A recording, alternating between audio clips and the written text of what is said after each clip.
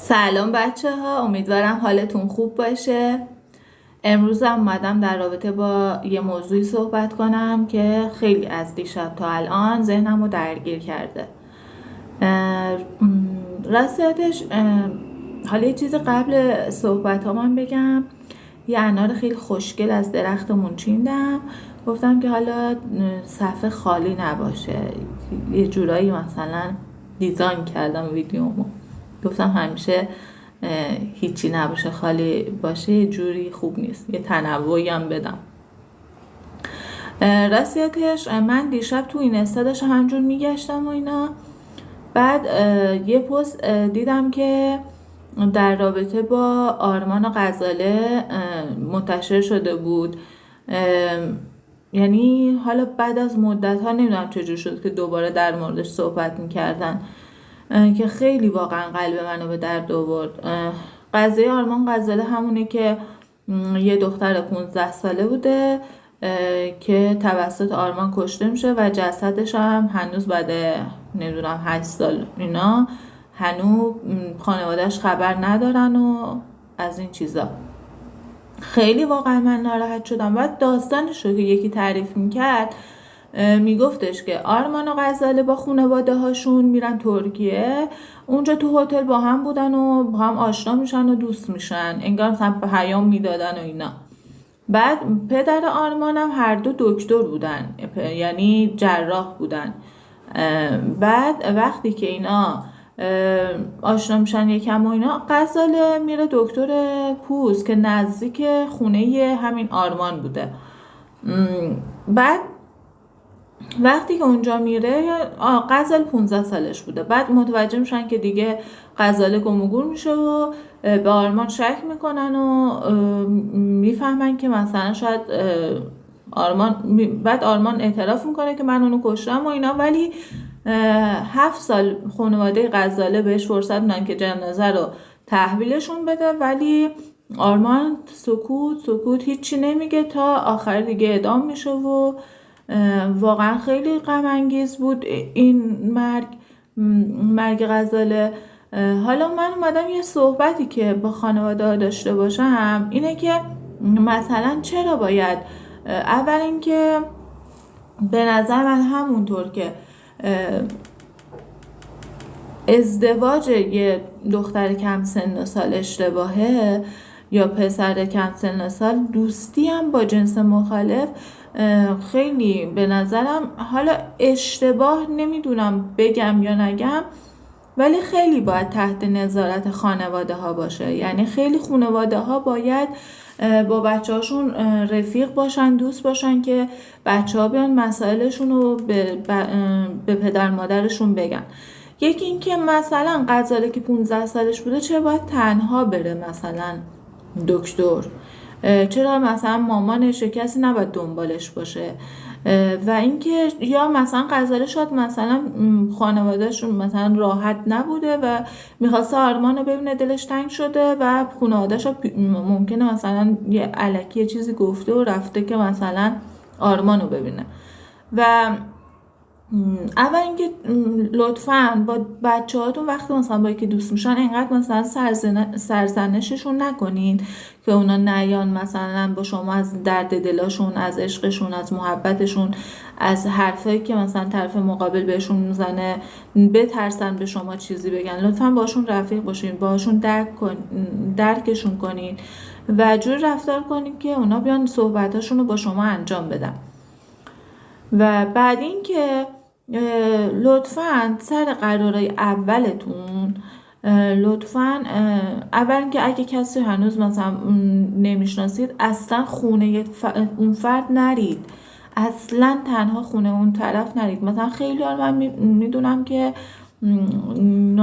هنوز طرف رو نمیشناسن و برای دفعه اول حالا مثلا یا مجازی با هم صحبت کردن یا اصلا همدیگر نمیشناسن، طرف چی کار است، میرن خونه اون فرد تنهایی و ممکنه 1000 جور بلا سرشون بیاد.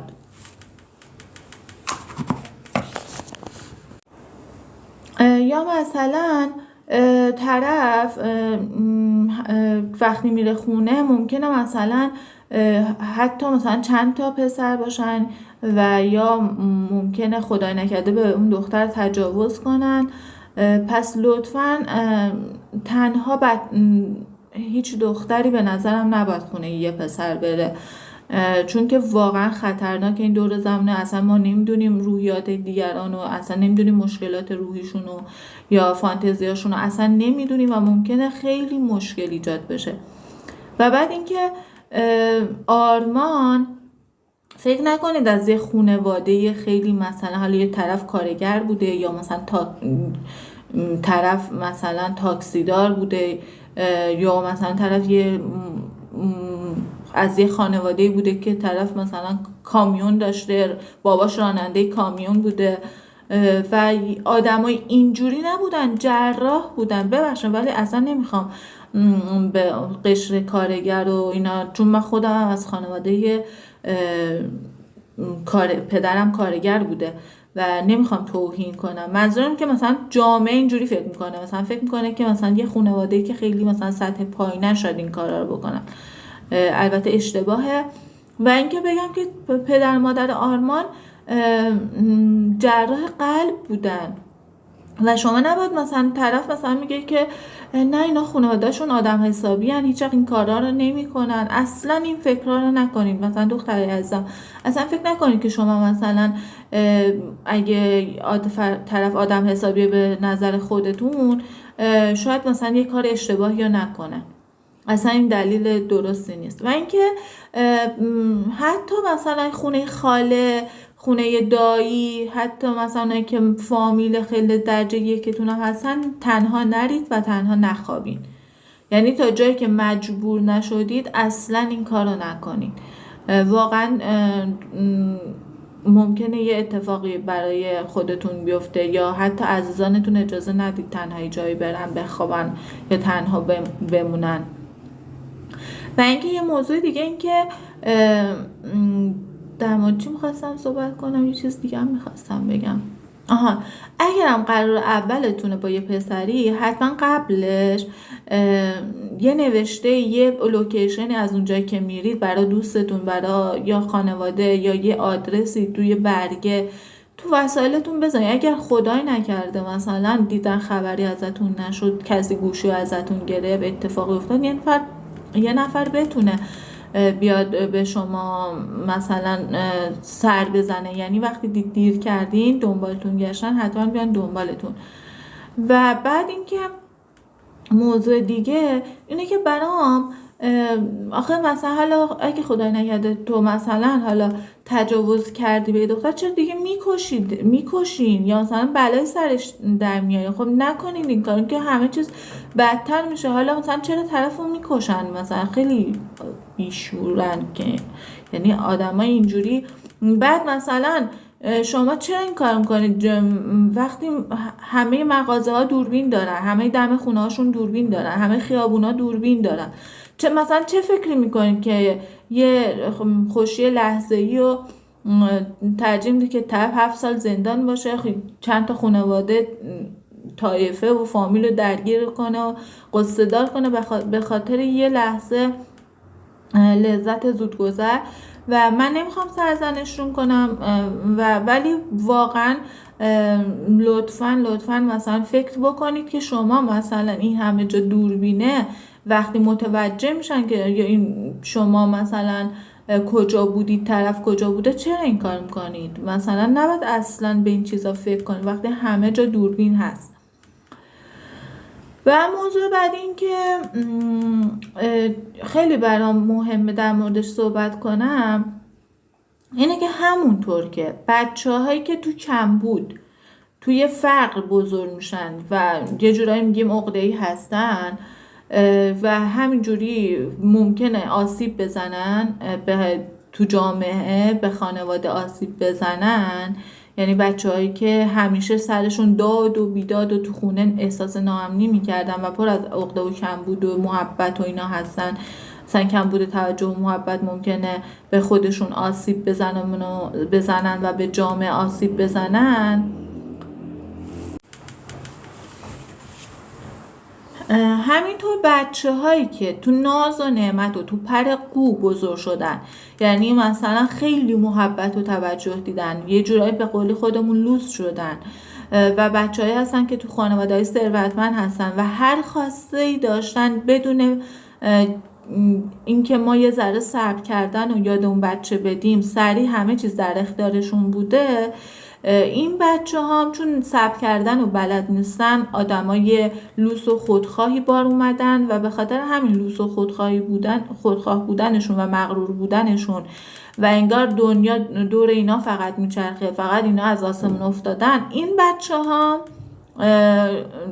به دیگران تو جامعه آسیب وارد میکنن، به هم نوع خودشون آسیب وارد میکنن، به دوستشون، به خانواده و جامعه آسیب وارد میکنن. پس اگه لطفاً شما یه خانواده هستید که امکانات مالی در حدی که بچه هر چی بخواد میتونید براش فراهم کنید، لطفاً هم اگه براش فراهم میکنید صبر کردن هم یادش بدید و دلسوزی، مهربونی با آدما که جوری که دلش نیاد حتی به مورچه آسیب برسونه، یعنی یه جوری محبت و یاد بچه‌تون بدید. فکر نکنید مثلا اگه بچه مثلا خیلی بچه‌تون شجاعه، نمیدونم، لطفاً بچه هاتون رو دلسوز، مهربون تو هر جایگاهی هستن صبوری رو یادشون بدید، مهربونی رو یادشون بدید. واقعاً تو این دور زمونه باید بچه‌هامون مهربون و دلسوز باشن و در کنار امکاناتی که دارن بتونن به دیگران هم محبت کنن، توجه داشته باشن و همینطور که نباید بچه‌ای با عقده و کمبود بزرگ بشه، کمبود توجه و محبت، نباید از محبت هم سیراب بشه که خیلی سیراب بشه. منظورم اینه که مثلا حتی اگه کار اشتباهی هم میکنه ما اونو تنبیه نکنیم، مثلا از چیزی محرومش نکنیم، مجازاتش نکنیم، نه اینکه حالا بگم با تنبیه بدنی و روانی و اذیت‌ها یا آنچنانی، اون خیلی اشتباهه.